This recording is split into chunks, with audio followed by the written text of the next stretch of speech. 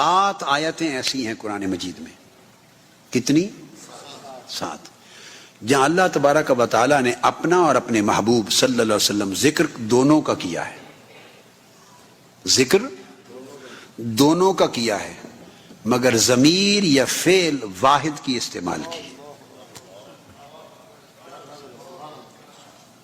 ضمیر یا فعل واحد کا استعمال کیا، سنگولر. سورہ توبہ آیت نمبر 62 ارشاد فرمایا واللہ ورسولہ احق ان یردوہ.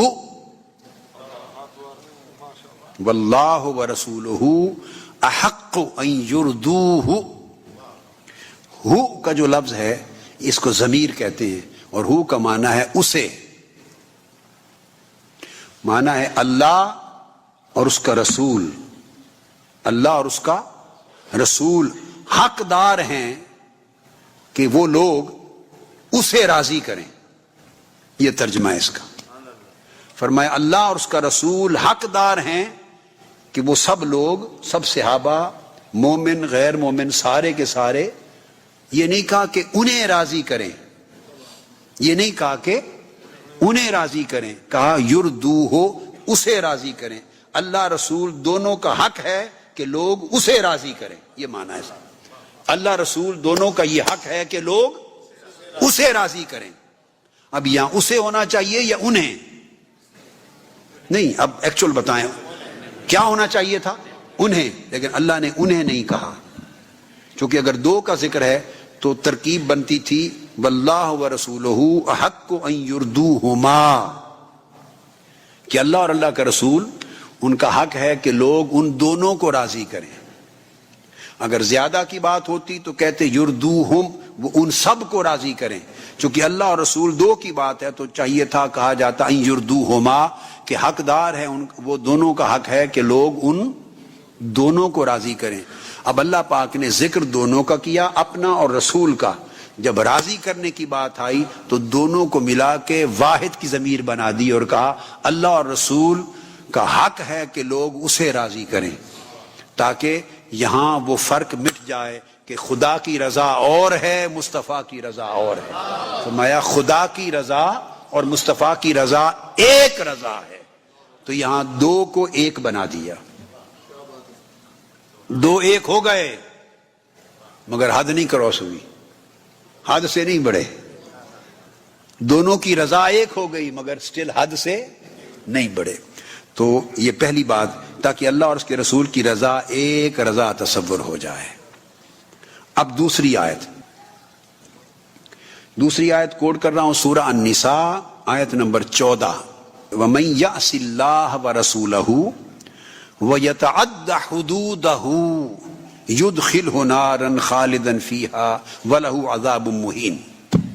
وَمَن يَعْصِ اللَّهَ وَرَسُولَهُ وَيَتَعَدَّ حُدُودَهُ، اور جو کوئی اللہ اور اس کے رسول کی نافرمانی کرے اور اس کی حدوں کو توڑے.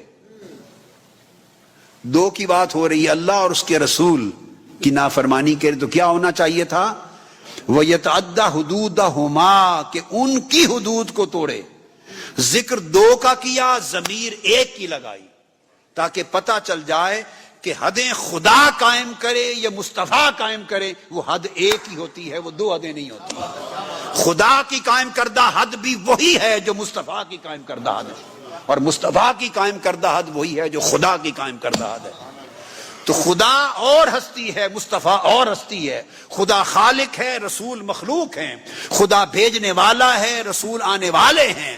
خدا معبود ہے، رسول عبد ہیں.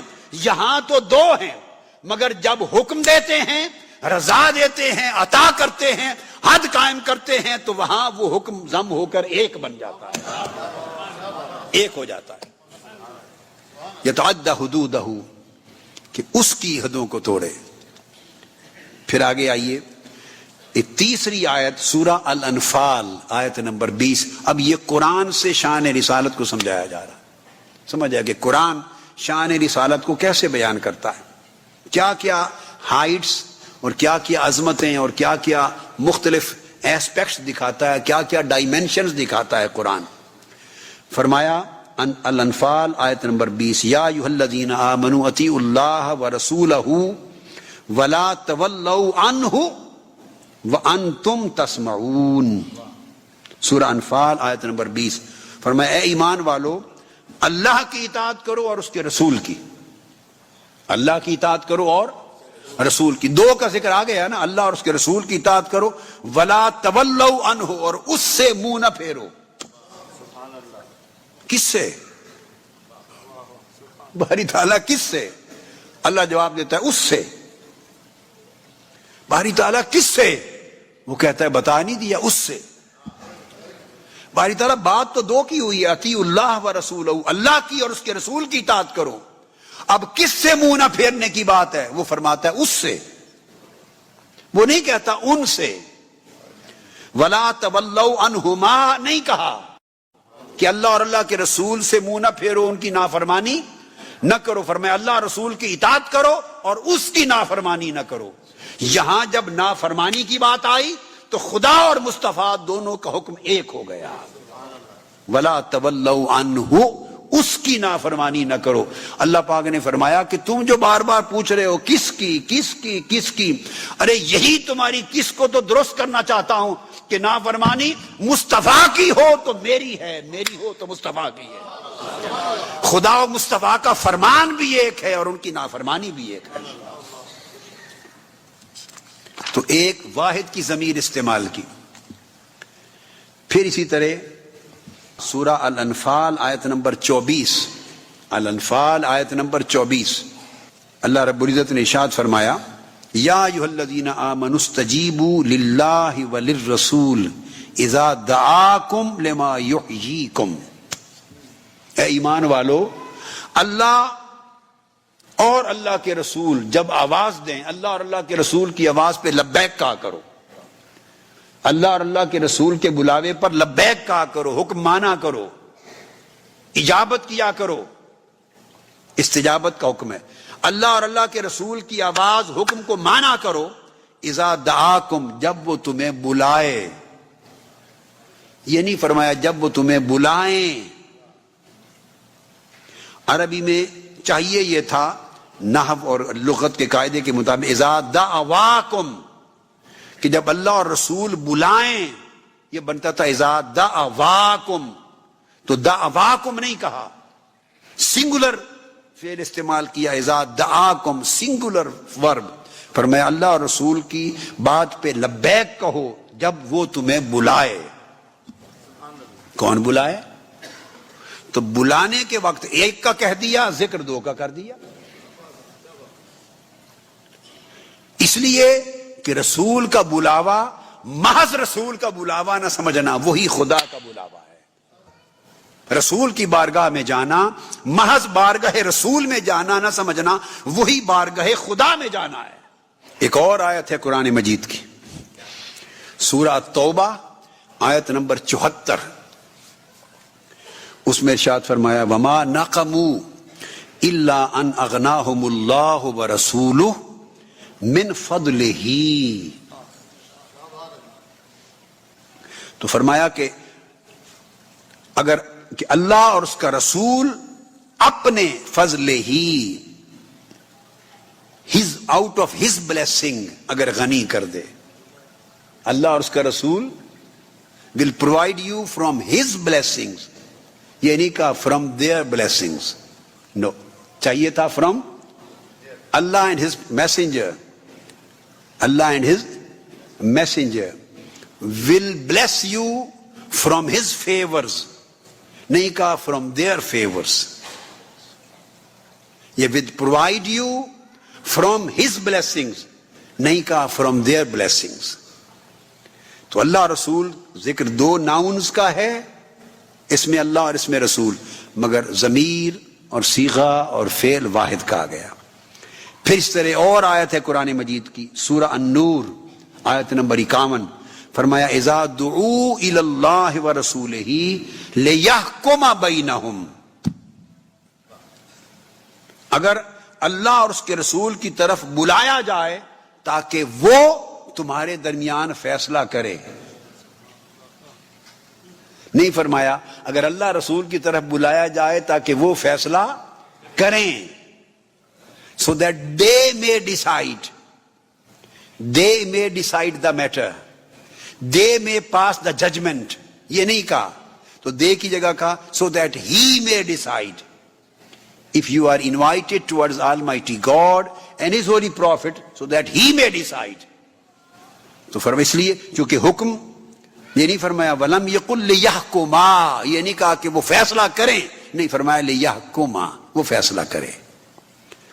اس طرح اور آیتیں اسی آیت کے بعد آگے بھی مزید حکم آیا ہے وَإِن يَكُنْ لَهُمُ الْحَقُّ يَأْتُوا إِلَيْهِ مُذْعِنِينَ, اس میں بھی اِذَا دُعُوا إِلَى اللَّهِ وَرَسُولِهِ پر آیا اللہ رسول کی طرف بلایا جائے تو پھر فرمایا کہ اس کی طرف تابع دار ہو کے چلے جایا کرو. یہ نہیں کہا کہ ان کی طرف تابع دار ہو کے چلے جایا کرو. اب اس کی فلسفی کیا ہے وہ بڑی امپورٹنٹ ہے. وہ فلسفی سورہ نساء میں بیان کی, اور وہ فلسفی یہ کہ اللہ رب العزت نے فرمایا وَإِذَا قِيلَ لَهُمْ تَعَالَوْا إِلَى مَا أَنزَلَ اللَّهُ وَإِلَى الرَّسُولِ رَأَيْتَ الْمُنَافِقِينَ يَصُدُّونَ عَنْكَ صُدُودًا. فلسفی اس کی یہ ہے کہ اللہ پاک نے فرمایا کہ اگر ان کو دو دعوتیں دی جاتی ہیں, بلایا جاتا ہے الی اللہ و الی الرسول, اگر ان کو بلایا جاتا ہے وَإِذَا قِيلَ لَهُمْ تَعَالَوْا, آؤ اللہ کی طرف, اِلَى مَا أَنزَلَ اللَّهُ, اللہ کے نازل کردہ احکام کی طرف, وَإِلَى الرَّسُولِ, اور آؤ رسول کی طرف. اگر دو انویٹیشنز دی جاتی ہیں, دو قسموں کی کالز دی جاتی ہیں, کال ٹورڈز اللہ and call towards his prophet, تو رأیت المنافقین یصدون عنک صدودا, تو میرے حبیب منافقوں کو آپ دیکھیں گے کہ میری طرف آنے سے نہیں کتراتے, میری طرف آنے سے نہیں کتراتے, آپ کی طرف آنے سے گھبراتے ہیں. میری طرف آنے سے نہیں کتراتے, آپ کی بارگاہ میں جھکنے سے گھبراتے ہیں. وَرَأَيْتَ الْمُنَافِقِينَ يَصُدُّونَ عَنْكَ صُدُودًا, آپ منافقوں کو دیکھیں گے, منافقوں کی نفسیات یہ ہے کہ قرآن کی طرف دوڑے دوڑے جائیں گے, اللہ کی طرف دوڑے دوڑے جائیں گے, اللہ کی حاکمیت کی طرف دوڑے دوڑے جائیں گے, مگر جب آئے گا ذکر حاکمیت مصطفیٰ کا, آئے گا ذکر غلامی مصطفیٰ کا, آئے گا ذکر دامن مصطفیٰ سے وابستہ ہونے کا اور آپ کی بارگاہ میں دامن پھیلانے کا, یصدون عنک صدودا, آپ کی طرف آنے سے گردن پھیر لیتے ہیں. تو فرمایا جو لوگ میرے محبوب میری طرف تو دوڑے دوڑے آئیں, میری طرف تو دوڑے دوڑے آئیں, مگر آپ کی طرف آنے سے گھبرائیں, قرآن کی اصطلاح میں انہی کا نام منافق ہے. رأیت المنافقین, جو خدا کی طرف دوڑے جائیں مگر رسول کی بارگاہ میں جھکنے سے گھبرائیں, اس کو قرآن کہتا ہے رأیت المنافقین, وہ منافق ہیں. اس وجہ سے اللہ رب العزت نے جہاں 18 آیتوں میں اطاعت رسول کا ذکر کیا تو اپنی اطاعت کا ذکر نہ بھی کیا, کوئی فرق نہیں, چونکہ رسول کی اطاعت میں اللہ کی اطاعت تھی. وہ دعوت یہ دینا چاہتا ہے کہ میرے رسول کی بارگاہ میں آنا سیکھو. وَلَوْ أَنَّهُمْ إِذْ ظَلَمُوا أَنفُسَهُمْ جَاءُوكَ, اگر اپنی جانوں پر ظلم کر بیٹھیں تو میرے محبوب آپ کی بارگاہ میں آئیں اور پھر آپ کی بارگاہ میں حاضر ہو کر اللہ سے معافی مانگیں, اور پھر آپ بھی اس کی سفارش, ان کی شفاعت کر دیں. تو بھیجنا حضور کی بارگاہ کی طرف ہے, یہ عظمت ہے.